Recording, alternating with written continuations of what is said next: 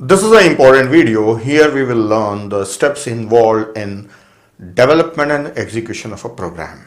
So development and execution of a program. So what are the steps? We will learn about those steps in detail.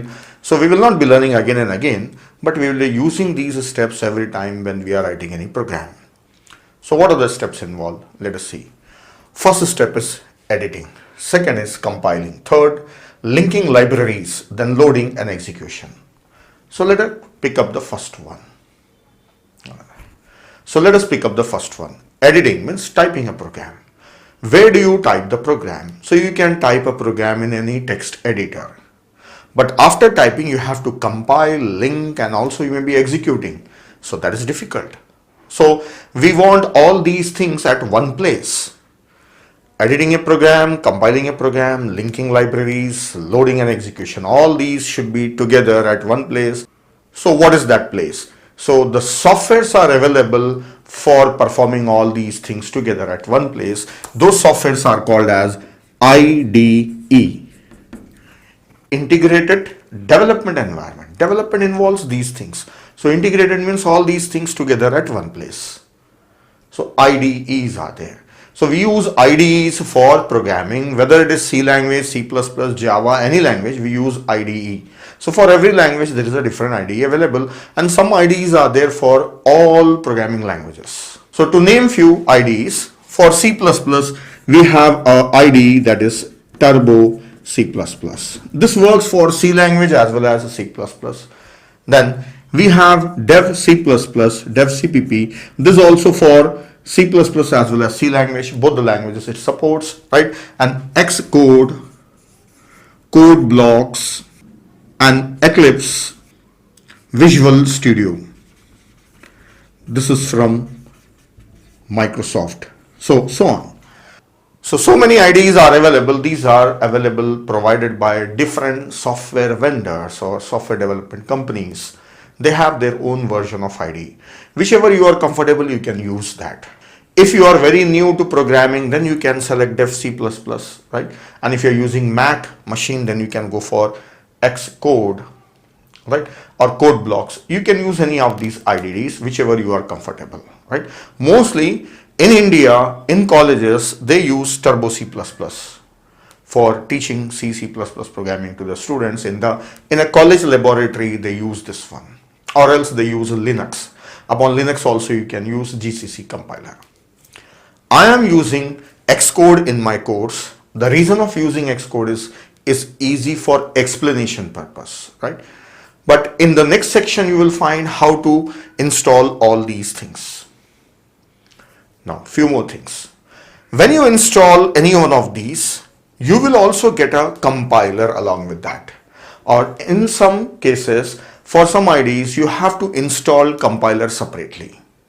IDE separate, compiler separate, and you have to integrate that compiler with the IDE. You have to do it. And in some cases, when you install IDE, it will also install compiler. So setup and installation part is shown in the next section. So from there you can learn and you can set up your own environment for development. So in that IDE, we write the program. So example program already I have taken here. Suppose I have written the program. So editing is over. So we have finished with editing. Now next, compiling. I'll remove this. Next step is compiling. Suppose I have written this program. I'm not going to explain you the program. So this we will be doing in the next section. So just a program is there. This is a C++ program. Suppose I have written a program and the file name is first.cpp. This is a C++ program file.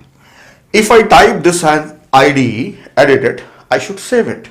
So if it is saved, then it will be on the hard disk. So here it is on the hard disk, right? So I have written a program, so it is saved in a file that is first.cpp. So this is a source code, and C++ is a compiler based language. So next thing what I have to do, compile it. So if I call the compiler from the IDE's, options will be available. You can call the compiler, and if you call the compiler will convert this into machine code, and let us say it gives first.exe file on Windows based machine. That exe extension depends on Windows based machine. Most of the user use Windows, so I am using extension .exe. It means executable file. Now how that exe file looks like. See, in my program there are two pieces. One is a function called max and another is a function called main, and at the end inside main I should have written 0 because it is returning. So there are two functions, max function and main function. So machine code looks like this. This is max function, machine code of max, and this is main function, machine code of main. So two pieces of code will be there. Then this is a separate file. So here a file will be stored on the hard disk, that is first.exe, and this is a machine code file. Let us say that is generated. Who generated that? Compiler. Compiler will convert this if there are no errors here. If there are any errors, it will highlight and show you the errors and ask you to remove them. If you have removed them perfectly, then you get that file. So compilation is over. Now next thing, this is during compilation, along with the compilation only. This is over. Now we'll pick up this linking of library. What is this? See, for writing the programs, we need a lot of things that are actually available inside the language. So language provides some built-in code, ready-made code that makes easy for us to write the programs. If that ready-made code is not there, then we have to do a lot of work for even doing a smaller task. Like one of the thing is reading something from the keyboard or printing something on the monitor, right? Saving something in a file. So in mathematical operations like cos theta, sin theta, log, calculating these things. So for various operation, building functions or classes are available in C++ that are available in header files or library files. So this is a header file we include, and supporting with this one there is a library file that is having the machine code readily available. So let me show you here in my program. See, all these things are my own, means I have defined them. Then what is this cout, std cout? This is a built-in object available in C++ that is useful for printing. If you look inside the main function, these are the variables. This is a max function. Where is max? Here is max. Then cout, where is cout? It is there in IOStream. I have included it. So machine code for that cout should also be included, right? So yes, that will also be included in my first.exe. This is the machine code for cout, machine code for cin, and many more, whatever available here in iostream.h. So iostream is a header file and that is supported by a library file. So when you are using the library, means the machine code of the library will be copied in your exe file. That's it. So this process is called as linking of libraries. That library is linked with your program. So link means not file is not linked. The content itself are copied in your exe file. This is one of the important thing. Whichever the function that you are using, their machine code will be copied in your file. Actually, the header file we use, the entire header file will be copied in exe file. So we should be careful. If you're not using, don't include the header files. This is over. So now exe is ready. This is done after the compilation or along with the compilation process. Everything is ready there, right? Now, file is ready. Exe program is ready. So till here, development work is over. So this is development, closed. Now two steps for execution. Now I want to run the program. So for running the program, first of all, this exe file, the content, that is machine code, should be brought into the main memory. I have been telling you this in the previous videos also. So it should be brought into the main memory. So this is the main memory. So this main memory we will study a little bit. That main memory is divided into 3 logical sections and it is used. So there are 3 sections. One is the code section, another one is stack from the top, and this middle one is heap. So it is divided into 3 sections. Sometimes for explanation I write stack here and heap there. So basically there are 3 sections, right? Where they are, that is a different thing. So let us see how it will run. For running the program, this program code, machine code, has to be brought into the main memory. Which area? code section. So all this machine code will be copied in this code section. Max machine code, main machine code, and so on. So I don't have space to show all. So that machine code is copied. This is called as loading, bringing a program from hard disk to the main memory for getting it executed by CPU.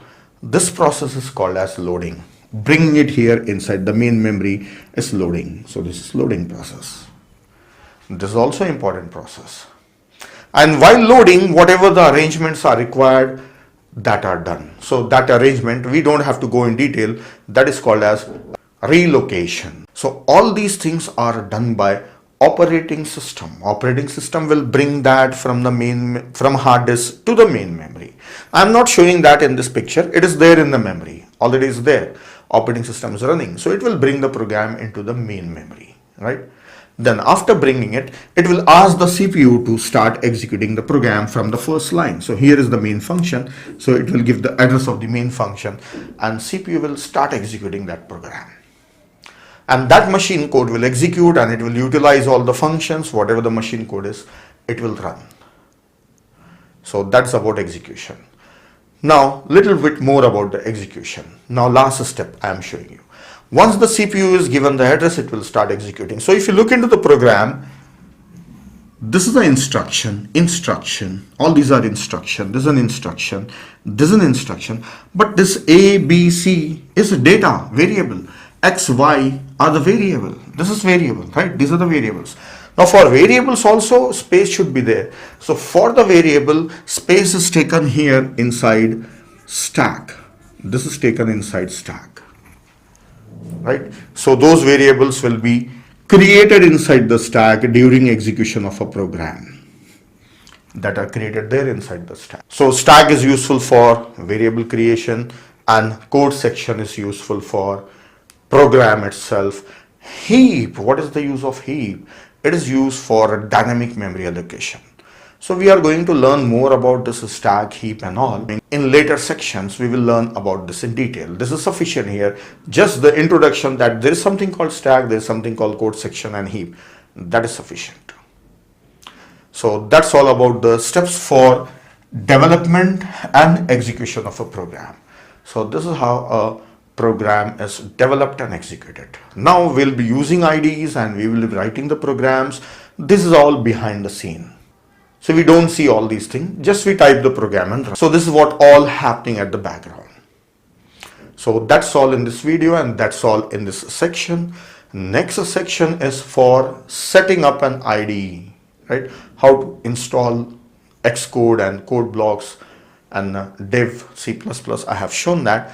If you are already aware, you already have an environment, already have an IDE, then you can skip that and you can directly start from next section.